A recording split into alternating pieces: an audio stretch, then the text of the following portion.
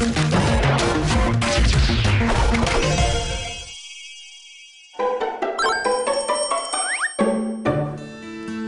烘来色走，在餐桌上和客家味邂逅，我的心更渴望和客庄靠近。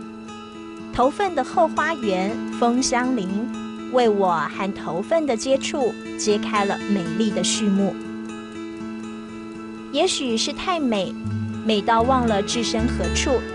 下一秒，不经意间，我已经踏上树林中的吊桥。在空中摇晃的红色线条和林子里的墨绿截然不同，却又互相辉映，挑逗着旅人的心情和脚步，忍不住想旋转跳舞，舞出这一刻的轻轻松松，跳出这一秒的自自在在。从没想过一个人的漫步可以这么写意。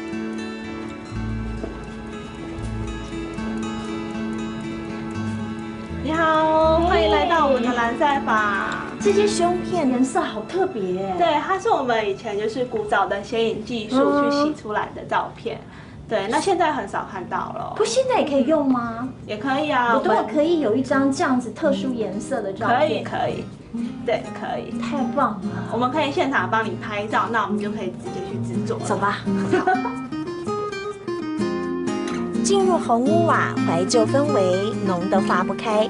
胸片的定格似乎也变成了一种寄情怀旧的平面。只是这一回有我的温度，因为要纯手工，做成某空用的胸片，依循步骤涂上显影剂。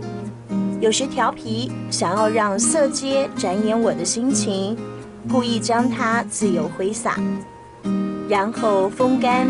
把这一秒拿去让太阳公公做见证，身上的夹子招来微风，一起摇曳这午后最美的瞬间。